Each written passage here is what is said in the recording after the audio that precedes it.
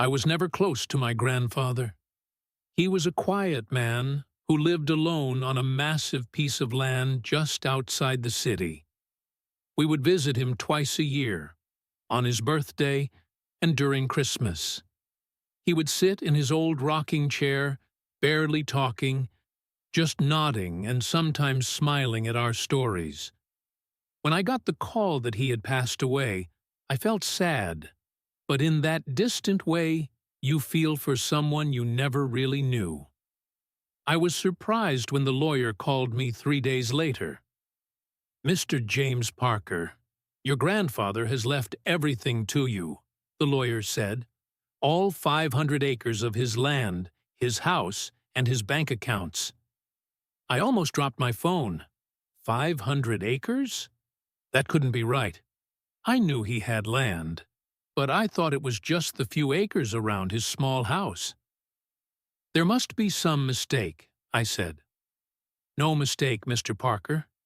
Your grandfather owned all the land from River Road all the way to Pine Creek. It's all yours now." I took a day off work and drove out to see the property. The old house was just as I remembered. Small, simple, and badly in need of repairs. But as I looked at the maps the lawyer had given me, I realized I now owned miles of beautiful, untouched land. On my way back to the city, I noticed something strange. There was construction happening on what should have been the eastern edge of my property. Heavy machines were clearing land, and markers were being placed for what looked like roads. I pulled over and walked toward a man in a hard hat who seemed to be supervising. "Excuse me," I said. "What's going on here?" The man smiled proudly. "We're building Sunny Creek Estates, 96 luxury homes with a community center and pool. It's going to be beautiful."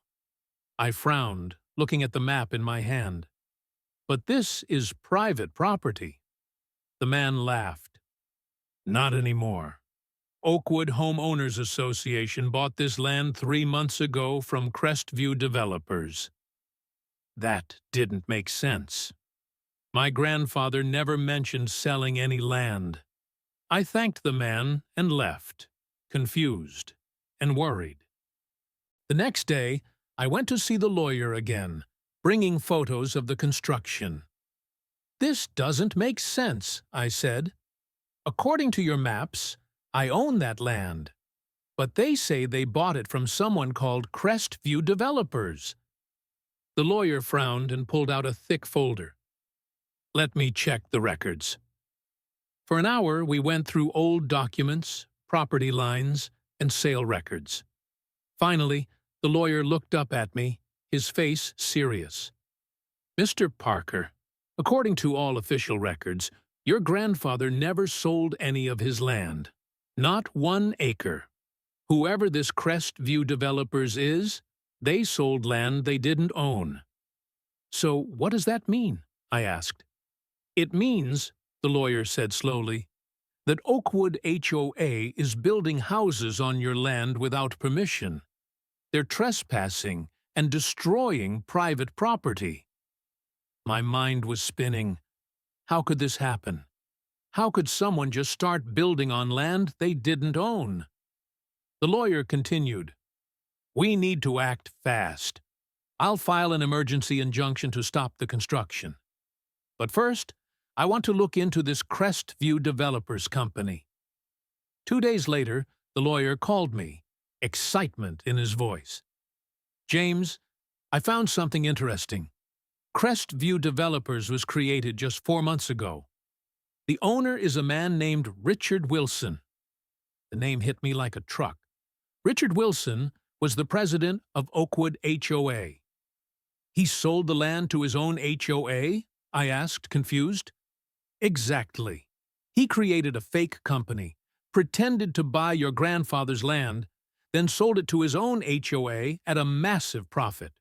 According to the records I found, the HOA paid $5 million for the land." I sat down, shocked. So he pocketed $5 million for land he never owned? "That's what it looks like," the lawyer said. "But here's where it gets interesting. Your grandfather might have seen this coming." The lawyer suggested I search through my grandfather's house for any clues about what happened. The next day, I drove out to the old house and started going through his things. In his bedroom, I found a small key taped to the bottom of his bedside drawer. It opened a metal box hidden in the closet. Inside was a leather journal, its pages filled with my grandfather's neat handwriting. I sat on his old bed and started reading. The journal went back 5 years. At first, it was just day-to-day notes about the weather, wildlife he saw, and maintenance on the house. But then, 3 years ago, the entries changed. March 15th. Wilson came by again today. Offered to buy the east section. Told him no, just like last time. He seemed angry. Said I was standing in the way of progress. April 2nd. Another offer from Wilson, double this time. Still said no. He doesn't understand that some things aren't for sale. May 10th. Found survey markers on the east section. Removed them. This is the third time. Called Sheriff Davis, but he said nothing can be done without proof. As I read on, a picture emerged. For years, Richard Wilson had been trying to buy my grandfather's land. When polite offers didn't work, he started trespassing, harassing, and finally threatening my grandfather. The last entry was from just a month before his death. February 3rd. Wilson came with 2 men today. Said this was my last chance to sell the easy way. I told him the land would never be his. He laughed and said, "We'll see about that, old man. I think it's time to call James. He should know what I've been planning." My grandfather had tried to call me, but I never knew. I checked my phone and found a voicemail from an unknown number from around that time. I had ignored it, thinking it was a spam call. With shaking hands, I played the message. "James, it's your grandfather. There's something important I need to tell you about the land. I've set things up, but you need to know how to..." Coughing. "Please call me back as soon as..." The message cut off. He died a week later. I felt a deep sadness, followed by anger. What had my grandfather been planning? What did he set up? And how dare this Wilson threaten an old man and steal his land? The next day, I asked my lawyer to arrange a meeting with Richard Wilson and the Oakwood HOA board. They agreed, probably thinking I was going to negotiate a sale. The meeting was set for their office in a fancy building downtown. When I arrived with my lawyer, Wilson was sitting at the head of a long table, surrounded by board members and their lawyer. He was a large man with a fake tan and expensive clothes. "Mr. Parker," Wilson said with a wide smile, standing to shake my hand. "So nice to meet you. I understand your grandfather left you some property near our development." "Not near your development," I corrected. "Your development is on my property." Wilson's smile didn't falter. "There seems to be some confusion.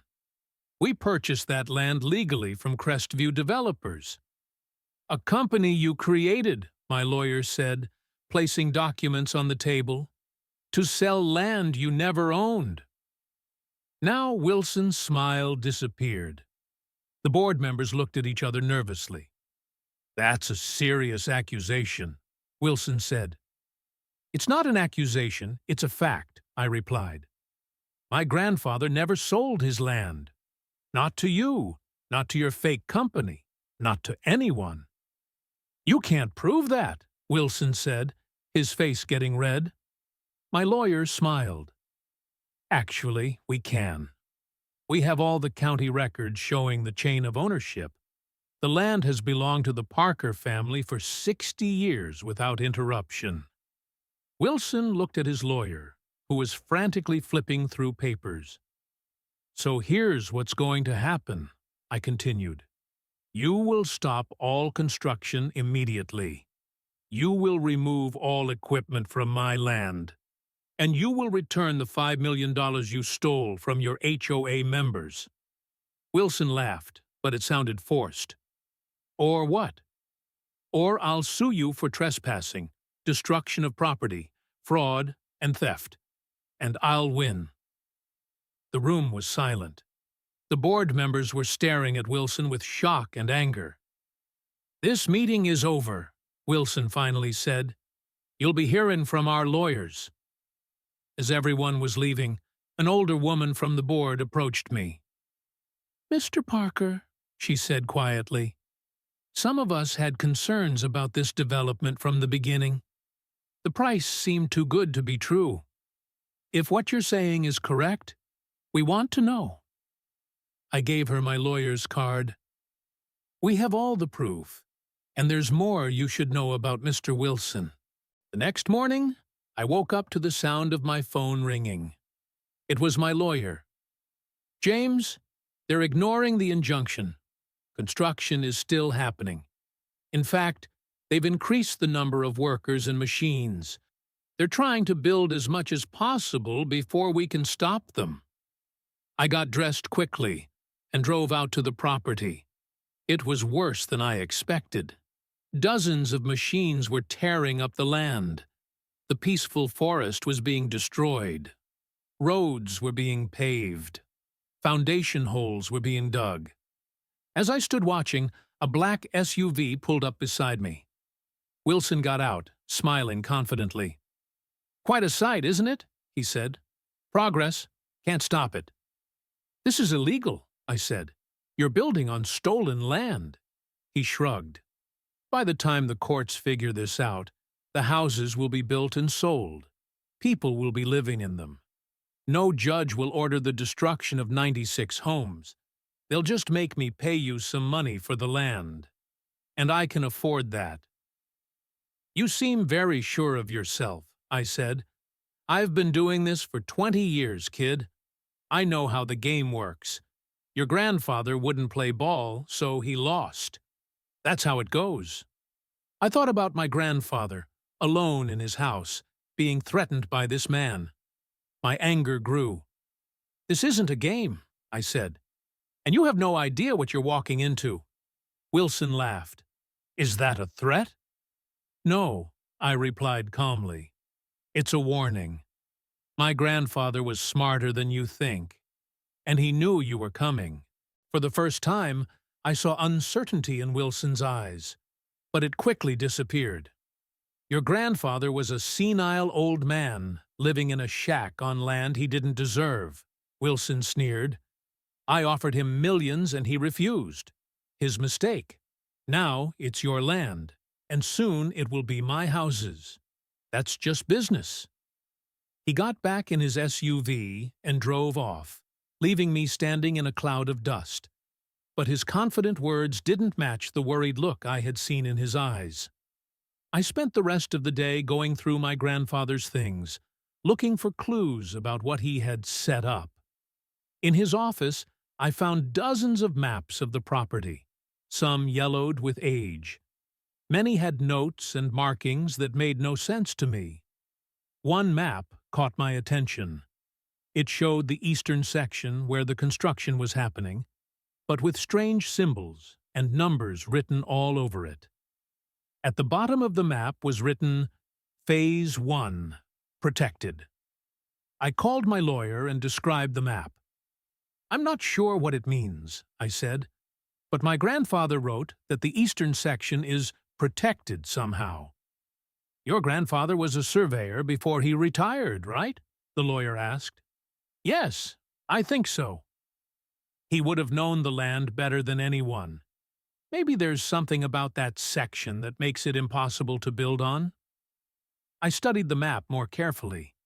The symbols seemed to indicate something underground. Water? Caves? It was hard to tell. As I was puzzling over it, my phone rang. It was the older woman from the HOA board. Mr. Parker, this is Martha Johnson from the board. We've been looking into what you told us, and, well, it doesn't look good for Mr. Wilson. We found some irregularities in the financial records. A lot of money has disappeared besides the land purchase. I'm not surprised, I said. Some of us want to meet with you privately, without Wilson knowing. There are families who have already put down deposits on those houses. If what you're saying is true, they could lose everything. I thought about it. I was angry at Wilson, but I didn't want innocent families to suffer. Okay, I agreed. Let's meet tomorrow. After hanging up, I went back to studying the maps. Something was nagging at me about the phrase Phase 1 protected. What was Phase 1? And protected from what? In a drawer, I found another journal, older than the first one. It belonged to my great-grandfather. One entry jumped out at me. July 1957. Finished mapping the eastern tunnels today. County has no records of them. Better that way. Water runs clear now. Testing shows no contamination. We'll monitor yearly. Tunnels? Underground water? Suddenly, the symbols on the map started to make sense. The next morning, I met with 5 HOA board members in a small cafe downtown. They looked worried and tired. We've been going through the records all night, Martha said. Wilson created Crestview developers without our knowledge. He used HOA funds to buy the land from his own company. 96 families have put down deposits of $50,000 each. That's almost $5 million. And where is that money now? I asked. Some was paid to contractors. The rest? We can't find it, Martha admitted. We think Wilson is planning to take the money and disappear once the fraud is discovered. I nodded. That fits with what I know about him. I showed them copies of my grandfather's maps and explained my theory. I believe there's an extensive tunnel system under the eastern section of the property. Probably old mining tunnels from the 1800s. The county has no records of them because they predate modern record-keeping. What does that mean for the construction? One of the board members asked. It means those houses could be built over unstable ground. They could sink, crack, or even collapse into the tunnels. The board members looked horrified. We need to stop the construction immediately, Martha said. Regardless of who owns the land, we can't let people move into dangerous homes. Wilson won't stop, another board member said. He's invested too much. Then we need proof, I said. I'm going to find those tunnels. After the meeting, I drove back to my grandfather's house. In his shed, I found old surveying equipment, flashlights, and rope. I packed a backpack and studied the maps one more time. According to the markings, there should be an entrance to the tunnel system near the creek that ran through the property. I hiked for an hour before finding it, a small opening in a rocky hillside, hidden by bushes. With my heart pounding, I turned on my flashlight and entered. The tunnel was larger than I expected, tall enough to stand in. The walls were supported by old wooden beams, some rotting but many still strong. The air was cool and damp. I followed the main tunnel, marking my path with chalk. After about 20 minutes, I reached a large open chamber. The beam of my flashlight couldn't reach the far walls. The sound of running water echoed from somewhere below. I took photos and videos of everything. This chamber was directly under the area where Wilson was building houses. No wonder my grandfather had marked it protected. Any heavy construction above could cause a collapse. As I was about to leave, my flashlight beam caught something metallic on the far wall. I carefully made my way across and found an old metal plaque bolted to the rock. Eastern Creek Mining Company, 1882.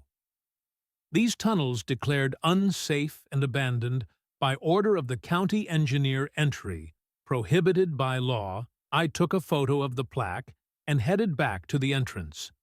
I now had proof that the construction site was dangerous, but as I emerged from the tunnel, I found Wilson and two men waiting for me. "Exploring your property, Mr. Parker," Wilson said with a smirk. "Find anything interesting?" "You know about the tunnels," I said. It wasn't a question. Wilson's smirk faded.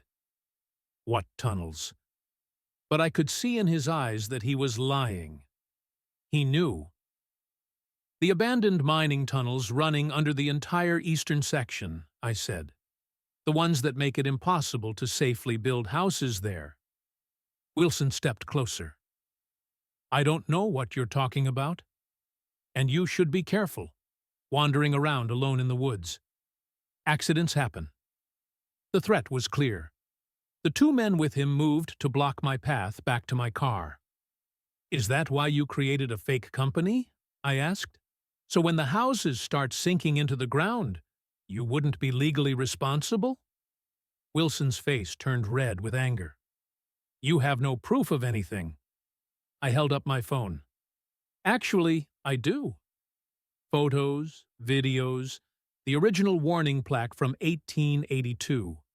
And I already sent everything to my lawyer and the HOA board members." Wilson lunged forward and grabbed my arm. "Give me that phone!" I tried to pull away, but his grip was strong. The two men moved closer. "Let him go, Wilson!" a voice called from behind us. We all turned to see Sheriff Davis and two deputies walking toward us, hands on their holsters. "This is private property," Wilson said, releasing my arm. "We're just having a conversation." "Actually," I said, rubbing my arm, "this is my private property, and these men are trespassing." The sheriff nodded. "Mr. Parker called us before he came out here today. Smart move." Wilson's face showed shock, then fury. "This isn't over, Parker," he hissed, as he and his men walked back to their SUV. The sheriff watched them drive away, then turned to me. "You want to tell me what's going on?" I showed him the entrance to the tunnel and explained everything. By the time we walked back to our cars, I had officially filed a complaint against Wilson for assault and trespassing. "Be careful," Sheriff Davis warned. "Men like Wilson don't give up easily." I nodded, watching the dust settle on the road where Wilson's SUV had disappeared. The sheriff was right. This was far from over.